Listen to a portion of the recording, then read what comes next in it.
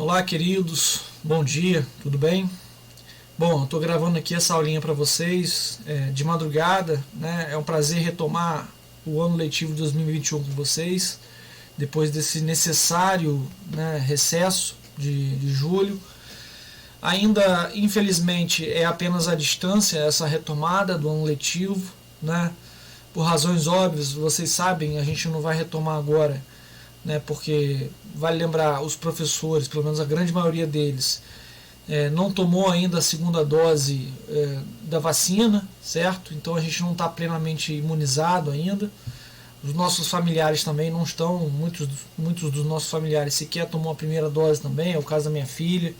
Vocês também ainda não estão vacinados, muitos dos familiares de vocês também não estão vacinados, né? Então, por tudo isso, o município entendeu por bem, né, e de forma responsável não retomar agora de forma presencial as aulas, né?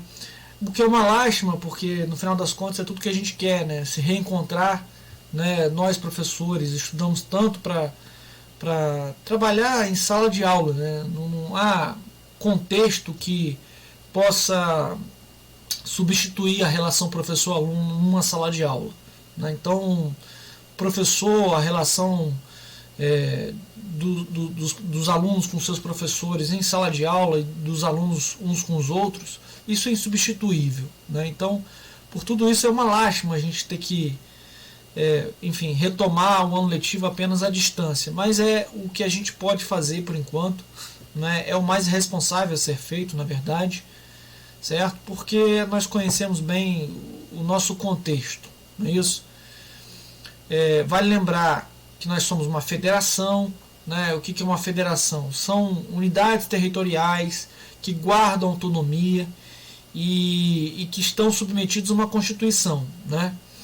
E em contextos como esse, essas unidades territoriais fazem valer a sua autonomia, né? O Brasil é uma república federativa, né? Então, estados, municípios, Distrito Federal, eles têm autonomia para decidir os rumos a serem tomados, né? Quais são as decisões que são mais responsáveis para resguardar a saúde pública da população que reside nessas unidades territoriais.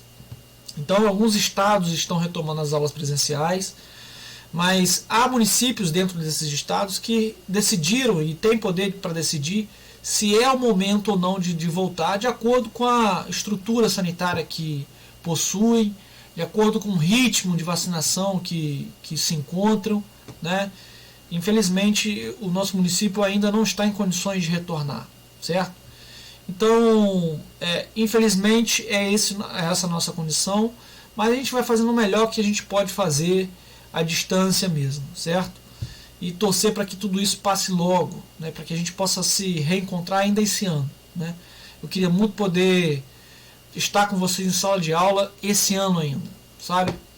Infelizmente a gente não teve condições de se conhecer direito ano passado, e esse ano também é a mesma coisa.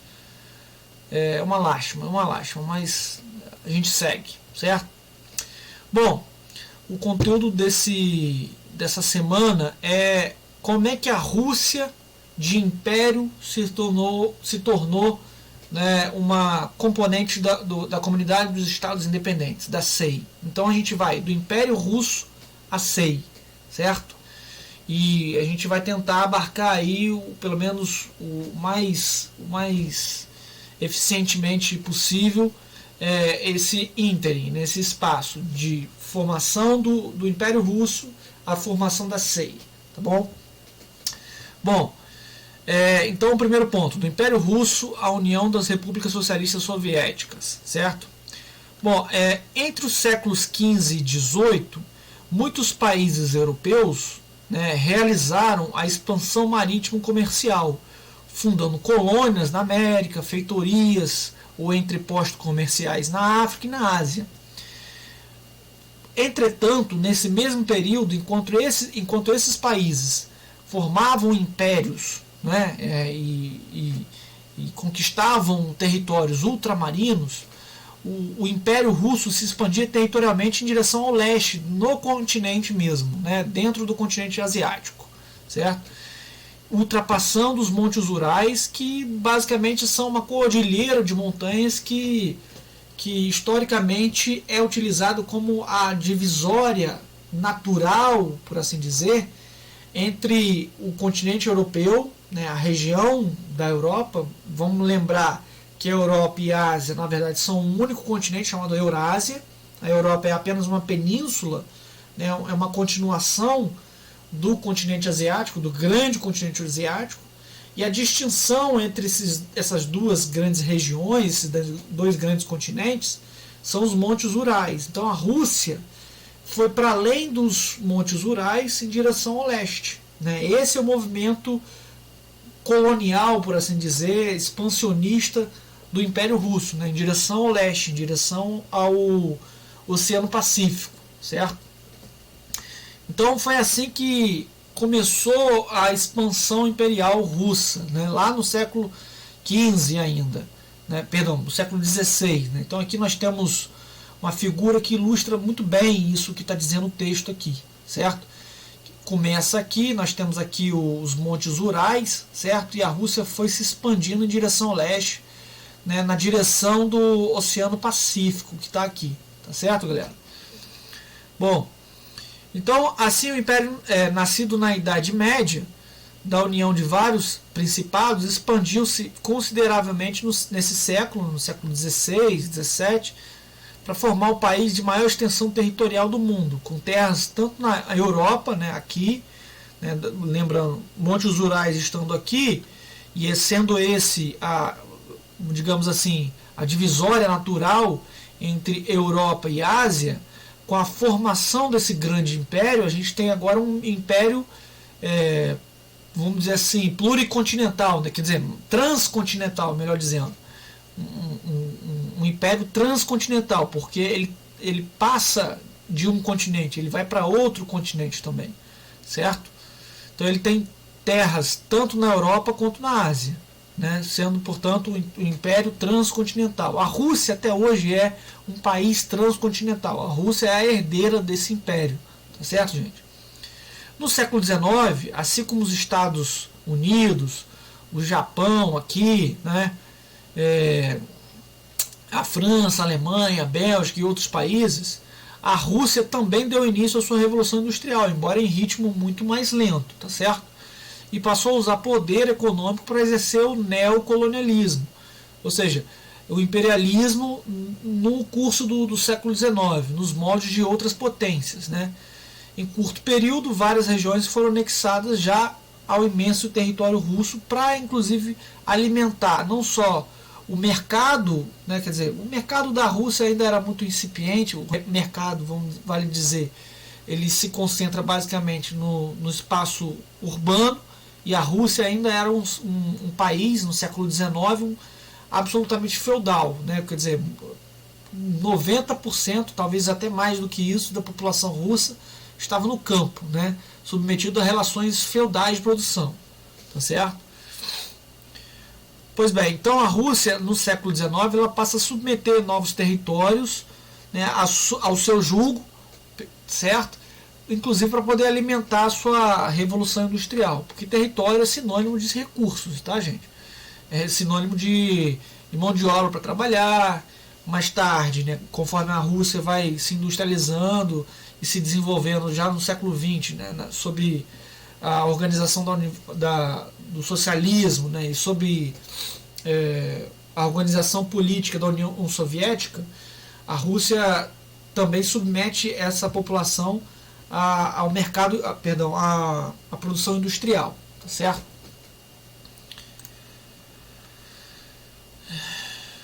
Pois bem, para assegurar a posse e facilitar o povoamento e a exploração econômica de áreas conquistadas, né, e a gente está falando de um império gigantesco, né, que dá a volta na Terra, o Império Russo construiu ferrovias, né, para integrar todo esse território. Então, construiu a ferrovia transcaucasiana, né, a construção se deu entre 1883 e 1886, portanto só 3 anos, né, e a Transiberiana, que é gigantesca, essa ferrovia aqui. Levou mais de uma década para ser construída. Desculpa, né, Levou, enfim, isso mesmo, mais de uma década para ser construída, né? 13 anos para ser construída a ferrovia Transiberiana. Então, a ferrovia Transcaucasiana seria basicamente uma ferrovia que ligaria Moscou a cidades aqui, que estão aqui no Cáucaso, tá? No Cáucaso. Por isso, ferrovia Transcaucasiana. Estou falando toda hora rodovia Transcaucasiana. Não é rodovia, porque nem havia automóvel na época. A gente está falando de ferrovia mesmo, né? Que ligava Moscou, a capital do Império, às cidades ou territórios sob controle do Império Russo, aqui no Cáucaso, tá certo? Então, esses eram territórios que eram banhados tanto pelo Mar Negro quanto pelo Mar Cáspio, tá certo?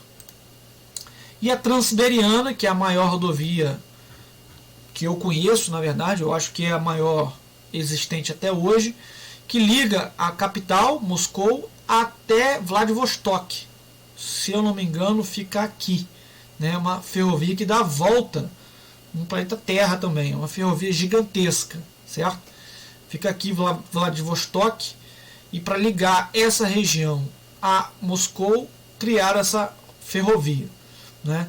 Claro que criaram menores e tal, né? Mas é de maior proporção, né? Inclusive transcontinental. Essa é a ferrovia mais importante, né? Transiberiana.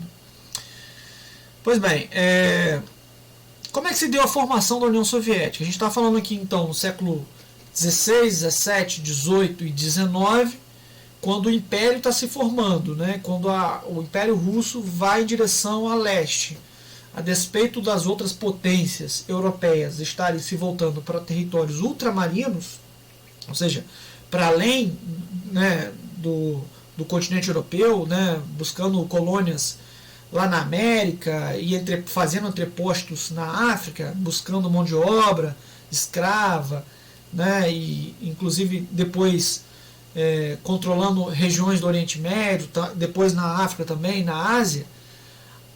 O Império Russo está se voltando para a própria Ásia mesmo, certo? Para leste, tá bom? Então a gente está falando aqui da formação do Império Russo. E como é que o Império Russo vira União Soviética? É isso que a gente vai tentar entender aqui, ó. Entre os anos 18 e 21, desculpa, voltando para cá, aliás, ponto 2, economia soviética, a passagem do capitalismo para o socialismo. Então a gente estava no Império Russo, um capitalismo ainda muito incipiente, né? Na verdade, a Rússia ainda era muito feudal, para assim dizer. É só no século XIX que a Rússia tenta ainda se industrializar e se modernizar, né? Mas como é que a gente sai de um capitalismo ainda engateando no século XIX, né, industrial, mas assim muito no início, para uma potência socialista industrial no século XX? A gente vai tentar entender isso agora. A partir de outubro de 1917, o Partido Bolchevique, né, posteriormente transformado no Partido Comunista da União Soviética, iniciou reformas econômicas. Atenção aqui, gente, a gente está pulando direto para 1917, né, já no século XX, mas antes a Rússia já vinha numa crise de descontentamento muito forte, né, porque a modernização da economia russa não vem sem muita exploração, certo? Sem muita fome, né, muitos problemas nas cidades. Então, graças a isso, acabam conseguindo, graças às revoltas, conseguem depor o czar da Rússia, né, se eu não me engano, Nicolau I. Inclusive, eu indico vocês assistirem eu não vou me recordar agora o título da série, mas existe uma série para quem tem Netflix e quiser entender um pouquinho a história da Rússia, e tem uma série na Netflix explicando como é que se deu a derrocada do czarismo na Rússia, né? Para quem, vou dar um spoiler aqui, a família real, né, a família czarista, a família do czar é fuzilada na Rússia, tá certo? Lá na Revolução de 1917, quando os socialistas tomam o poder, né, assumem o poder lá na Rússia, depõem o czar, depõem o chefe daquele Estado, certo? Então, a partir de 1917, o Partido Bolchevique, posteriormente transformado em Partido Comunista da União Soviética, iniciou profundas reformas econômicas, políticas e sociais segundo os princípios do socialismo. Aboliu a grande propriedade rural, sem indenização por parte do Estado, permitindo a existência de pequenas e médias propriedades rurais até os primeiros anos, né, da década de 1930, quando finalmente se deu a total apropriação das terras pelo Estado. Estatizou depois as indústrias e os serviços, né, de educação, de saúde, de transporte, comércio, e introduziu a planificação estatal, ou seja, os diversos setores da produção foram submetidos a órgãos centrais de planejamento do Estado que elaboravam os planos de produção quinquenais. Né? Vamos lá. Deixa eu explicar isso bem. Então, conforme a Rússia ia se industrializando no século XIX e o descontentamento ia escalonando, por assim dizer, os socialistas iam ganhando força na classe operária, né? E até que eles conseguem tomar o poder, né? E depois acabam com a família czarista, acabam com aquele tipo de regime político e assumem no primeiro momento os socialistas mais, digamos assim, mais moderados, eram os mencheviques. Os mencheviques eram favoráveis à participação da Rússia na Primeira Guerra Mundial, né, do Império Russo na Primeira Guerra Mundial, que vai de 1914 a 1918. Graças a isso, os mencheviques acabam perdendo força, certo? E perdem o poder, perdem o controle do império para os socialistas mais radicais, né, que são os bolcheviques. E são esses bolcheviques que, em outubro de 1917, implementam uma série de reformas na sociedade, reformas políticas, econômicas, né, que são essas descritas aqui nesse parágrafo aqui. Então, é nesse contexto que se dá a passagem do capitalismo ainda muito incipiente, né, industrial ainda muito incipiente, da Rússia do século XIX para o socialismo real, né, praticado no curso de todo o século XX, quase todo o século XX, né, com a União Soviética, propriamente dita. Né. Então são essas as reformas praticadas pelos bolcheviques, né, a partir de outubro de 1917. Abolição da propriedade rural, sem indenização por parte do Estado, planificação da economia, ou seja, o Estado passa a planejar todos os rumos econômicos desse grande território, certo?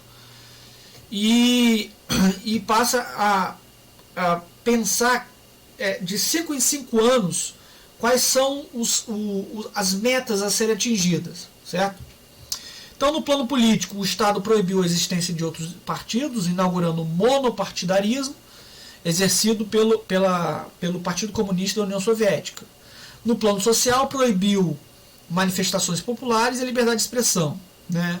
Isso segundo o nosso material aqui, baseado no nosso livro didático. Instalara-se assim o Estado ditatorial que passou a caracterizar o socialismo real. A definição de socialismo real eu sugiro que vocês leiam aqui. Tá?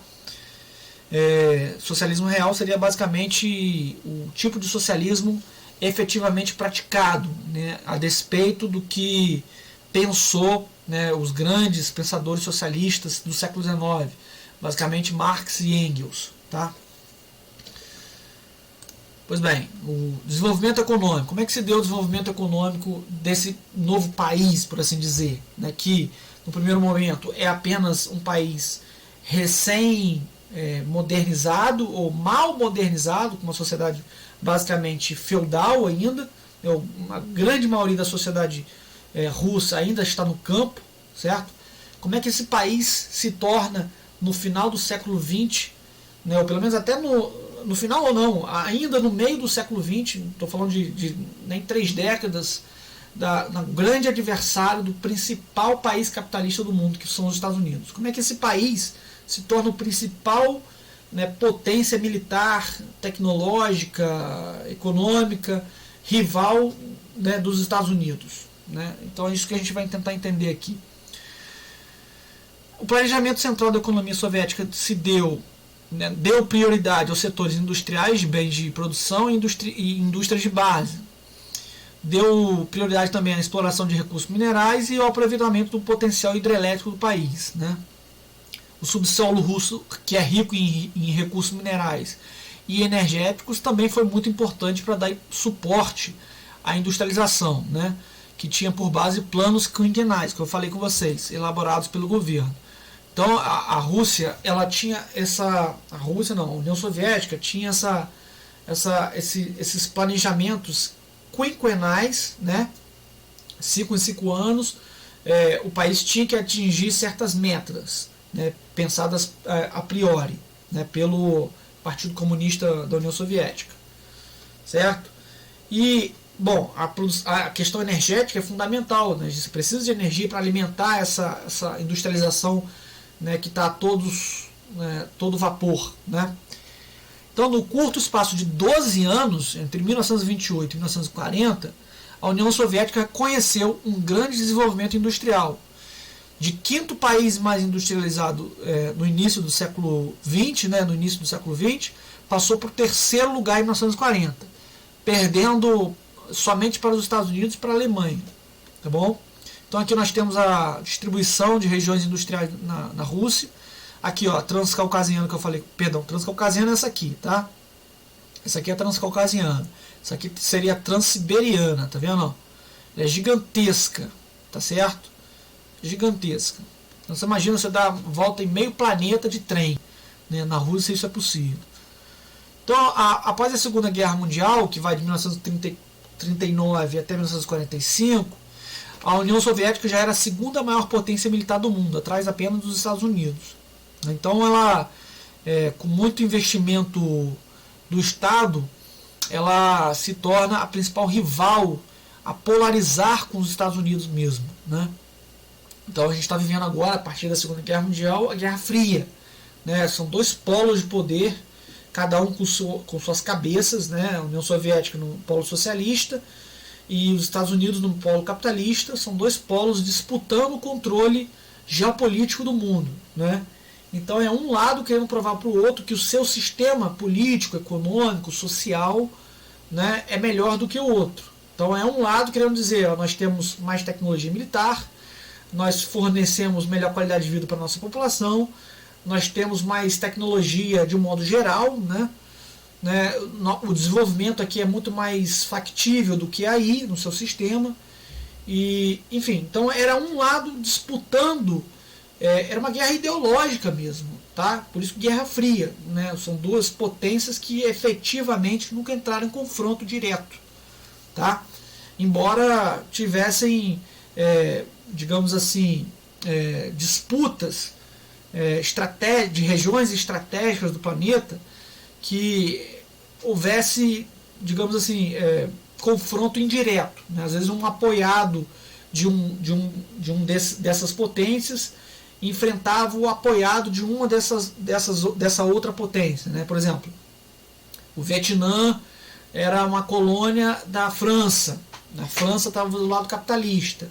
E a União Soviética tinha interesse no Vietnã porque é próximo dela, né, da União Soviética. E a União Soviética achava que aquele controle daquela região ali é estratégico. Então a União Soviética patrocinou, ajudou nas guerrilhas dos vietnamitas para expulsar a França, né? E os Estados Unidos não queriam perder o controle daquela região, porque uma vez que a França tivesse controle daquela região, tivesse essa colônia lá, né, os próprios Estados Unidos teriam alguma influência lá. Então os Estados Unidos, vendo que a França estava sendo expulsa, estava perdendo, os Estados Unidos decidiram eles próprios intervirem, né? E, bom, graças ao apoio da União Soviética, os vietnamitas conseguiram expulsar também os Estados Unidos e manter o Vietnã como um estado satélite, próximo ali da influência da União Soviética. Por outro lado, os Estados Unidos fizeram o mesmo, só que com o Afeganistão, né? O Afeganistão estava sob julgo da União Soviética, e tinha interesse, né, pelo menos um grupo político tinha interesse de dissociar, né, da União Soviética. Então o que os Estados Unidos fazem? Patrocinam grupos, né, jihadistas, grupos que utilizam de técnicas que hoje a gente chama de terrorismo, né, para, enfim, fazer frente e tentar se dissociar, se afastar do controle da União Soviética. Por quê? Por que os Estados Unidos estavam interessados no Afeganistão? O Afeganistão está incrustado numa região estratégica do planeta Terra, que é uma região rica em petróleo, certo? Então, vejam, são duas potências que efetivamente nunca entraram em conflito direto, né, mas tinham esses conflitos indiretamente, né, disputando regiões estratégicas do planeta, tá certo? Bom, enfim, voltando aqui para o nosso conteúdo, saindo da Guerra Fria e voltando aqui para o nosso conteúdo, da União Soviética. Então, já após a Segunda Guerra Mundial, a União Soviética já é uma grande potência que causa preocupação no bloco capitalista, especialmente nos Estados Unidos, né? Então é um crescimento assim muito significativo, né? Espantoso. Em poucas décadas a gente está falando de um país que não era nada em termos industriais para uma potência militar e industrial, certo? Bom, e como que a União Soviética se desintegrou? Porque a União Soviética hoje não existe mais. Esse país, esse Estado, na verdade, que era uma união de Estados socialistas, por isso União das Repúblicas Socialistas Soviéticas, tá? Sob controle de um partido comunista, né? Partido Comunista da União Soviética, PCUS. Né? Como que esse Estado, ou essa união de Estados socialistas, deixou de existir, né? E hoje nós temos quase que um bloco econômico. É um bloco econômico, não. Perdão, desculpa, não é quase, é um bloco econômico mesmo. Né? Por que a União Soviética deixou de existir? Vamos tentar entender isso. Bom, vários acontecimentos antecederam a desagregação da União Soviética e a formação da Comunidade dos Estados Independentes. A partir de agora, a gente vai tentar entender como isso aconteceu. Bom, sinais da crise da superpotência, né? Bom, o primeiro ponto que a gente pode destacar é a prioridade dada aos setores industriais de bens de produção e de base, e principalmente a indústria bélica, que criou um acentuado descompasso em relação ao setor de indústria de bens de consumo, né? Que são os bens que a gente utiliza na nossa casa mesmo, né? De geladeira, de fogão, né? São os bens de consumo. Enquanto os bens de consumo, a indústria de bens de consumo produzia, segundo o livro didático, mercadorias ainda que não evoluíram muito em termos tecnológicos, e mesmo que tivessem evoluído pouco, eram muito escassos, enquanto essa indústria ainda engatinhava, né, a indústria bélica, né, e a indústria que alimentava a indústria bélica, que é a indústria de base, essas, enfim, assistiam, digamos assim, saltos tecnológicos muito grandes. Né? Então a gente tinha aqui então um descompasso. A indústria de bens de consumo, que é a indústria que a população de modo geral, né, consome, certo? Essa indústria ainda ela não se desenvolveu muito, certo? E o que ela produzia era pouco para atender toda a população, né? Segundo o nosso material. Por outro lado, a indústria bélica e a indústria de base, essas sim assistiram grandes saltos tecnológicos. Então esse é o primeiro ponto, né, que o nosso material aponta como um sinal de crise da superpotência que é a União Soviética. Então havia também o descontentamento popular em relação à falta de liberdade de expressão na imprensa, no teatro, no cinema, na televisão, nas escolas, nas ruas, e a falta de associação, né, de liberdade de associação em sindicatos e em partidos políticos. Lembrando que a União Soviética instituiu a política do partido único. Né? Só há um partido, que é o Partido Comunista da União Soviética. Né? E muitos dos contrários à política centralizadora do Partido Único foram perseguidos, assassinados. Tá certo? Então não havia essa liberdade de manifestação política, de manifestação cultural, inclusive artística, né? Então esse é um outro ponto a ser destacado como sinal de crise da superpotência. Além desses descontentamentos, a economia soviética começou a dar sinais de esgotamento a partir dos anos 70. Isso é verdade, embora seja verdade também que a União Soviética não está sozinha nesse período, né, do mundo. A União Soviética, no final dos anos 70, nos anos 80, ela começa a experimentar de fato esgotamento, ou ela para de crescer, na verdade, em ritmos muito acelerados, mas o mundo inteiro vive no mesmo contexto, mais ou menos, salvo as devidas diferenças, né? A União Soviética não é capitalista, tá certo?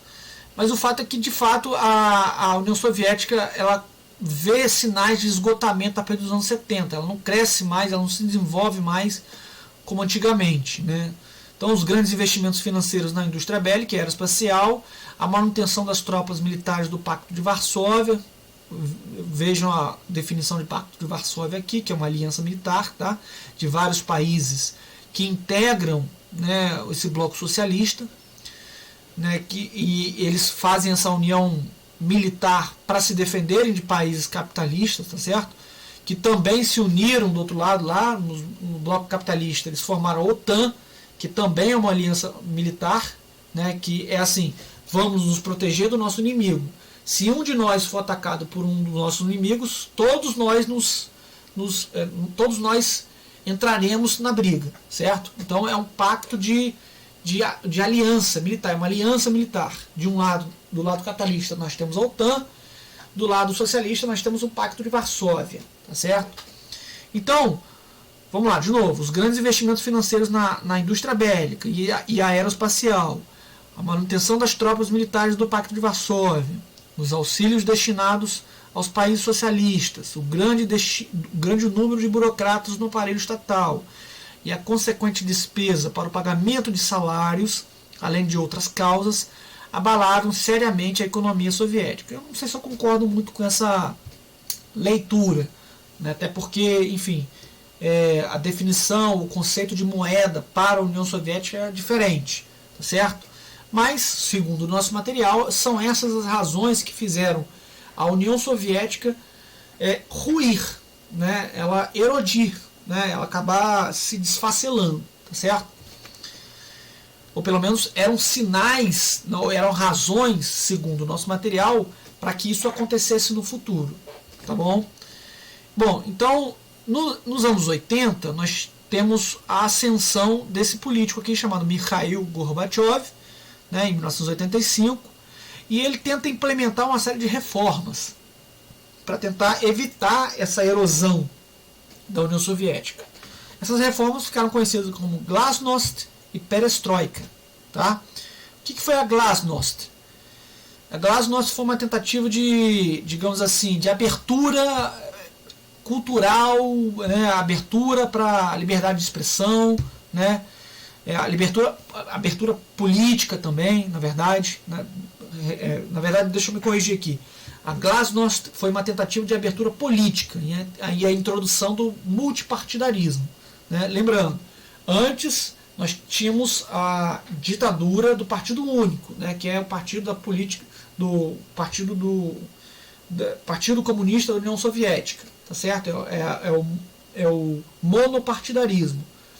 E a partir da Glasnost, né, implementada por Gorbachev, nós teremos o multipartidarismo. Então nós teremos uma, digamos assim, uma maior diversidade ideológica, né, dentro da União Soviética.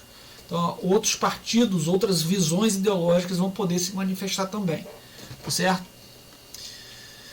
E com isso também vai poder haver mais liberdade de pensamento, né, mais liberdade para promover associações, certo? E reivindicações. A perestroika, por seu turno, cuja tradução é reestruturação, se referia às reformas econômicas, ou seja, fim do planejamento central. Eu não diria tanto assim, né, eu não seria tão ousado, mas eu diria com certeza introdução dos princípios de economia de mercado, né, deixar penetrar um pouco mais, como a China já havia feito 9 anos antes, em 1976, né, a gente está falando aqui em 1985, né, a China fez isso antes com o dirigente do Partido Comunista Chinês, né, o Deng Xiaoping. A China acabou abrindo um pouco mais a sua economia para a lógica de mercado, embora ela não tenha aberto a mão de planejar e de digamos assim, ditar os rumos da economia chinesa, tá certo? Ela nunca abriu mão disso. E a União Soviética tentou fazer o mesmo 9 anos depois, né, com a Perestroika. Além disso, tentou promover a redução de gastos militares e outras iniciativas reformistas na seara da economia, tá certo? Quais foram os impactos das reformas? Bom, com a implantação da Glasnost e da Perestroika, tiveram início 3 grandes movimentos, né? O primeiro, que foi o movimento de contestação ao regime socialista, né, diz respeito ao desejo de vários países satélite da União Soviética, ou seja, vários países que eram controlados pela União Soviética, de se desgarrarem da União Soviética, certo? Então surge aí o primeiro movimento, né, de contestação aos regimes socialistas. Estou falando aqui de países do leste europeu, por exemplo, na Alemanha, por exemplo, enfim, outros países ali sob julgo, sob controle da União Soviética, Bulgária, Polônia, Hungria, Romênia, Alemanha Oriental, Tchecoslováquia, Albânia, né? A segunda implicação para as reformas iniciadas com o Gorbachev foi o movimento dos ultra-reformistas da União Soviética, ocorrido em 1991, e liderado por Boris Yeltsin, que é esse político aqui, mais de corte, mais identificado com o liberalismo, né, mais, digamos assim, mais voltado para o capitalismo, né, e ele mostrava-se defensor do fim do regime socialista e da integração do país, né, da União Soviética, de cada uma dessas repúblicas, na verdade, né, ao capitalismo, certo? E ele era um fervoroso defensor também à independência política dessas 15 repúblicas soviéticas, tá certo? Então eram 15 repúblicas, dentre as quais a própria Rússia, né, e ele era favorável à independência de cada uma dessas repúblicas, tá certo? E que todas elas se voltassem quase que irrestritamente ao capitalismo, se abrissem para o mercado capitalista, tá? Por fim, o terceiro movimento, que foi vencido, né, acabou sendo vencido, não logrou nenhum sucesso, ele perdeu, foi o movimento de grupos conservadores do PCUS, né, movimentos que planejavam a manutenção do socialismo, né, e da estrutura socialista real, né, que controlava boa parte da Ásia, né, todas essas 15 repúblicas, né. Então era um movimento de conservação do status quo, tá certo? De conservação do socialismo real nessas 15 repúblicas e, portanto, conservação da própria União Soviética, tá certo? Só que o movimento que logrou êxito foi, de fato, esse aqui, o movimento dos ultra-reformistas, capitaneado por Boris Yeltsin, né? E aí não restou outra coisa a não ser a dissolução do próprio Partido Comunista da União Soviética, né? O Gorbachev saiu, né? Abriu mão, saiu do controle do Partido Comunista, né? E essas 15 repúblicas acabaram conquistando mesmo efetivamente a sua independência e formaram a SEI, né? Efetivamente, né? Se uniram, já não mais como parceiros socialistas, mas como parceiros capitalistas propriamente dito, né?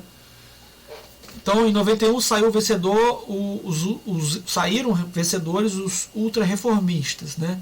Liderados por Boris Yeltsin, certo? A criação da SEI se deu em 91, né? Em 8 de dezembro de 91. Né? O que é SEI? É a Comunidade dos Estados Independentes. Atenção aos independentes aí, né? Nessa palavra, independentes. Então eram aquelas 15 repúblicas que antes se organizavam em torno do socialismo, né, e eram centralizados, vamos dizer assim, a espinha dorsal era o Partido Comunista, tá certo? Com a ascensão do Boris Yeltsin, depois que o próprio Gorbachev implementou essas reformas, né, reforma política, né, e permitiu outros partidos a tomarem parte no debate, né, surge o Boris Yeltsin, que conquista a presidência da Rússia, passa a defender a independência de cada uma dessas repúblicas e a abertura de mercado irrestrita. Esse movimento acaba logrando êxito, ganha dos conservadores do Partido Comunista da União Soviética e forma a SEI, né? Agora são cada uma dessas repúblicas aliadas, mas aliadas capitalistas, certo? E não socialistas, tá bom? Então vai surgir aí 12 novos países, né? Ou 15 novos países, tá certo? Bom, então a gente termina aqui essa atividade de hoje, né? Perdão, esse conteúdo de hoje, tá certo? Eu me coloco à disposição de vocês para qualquer eventual dúvida, se vocês quiserem. Se vocês quiserem, a gente pode inclusive se encontrar no Google Meet, tá bom? Bom, é isso. É esse o nosso reencontro do dia 4 de agosto de 2021. Infelizmente, de novo, à distância. Mas vamos torcer para que tudo dê certo, que a gente volte o quanto antes para a sala de aula, para que eu finalmente possa olhar de novo para os rostinhos de vocês, tá? Um abração aí. Tchau.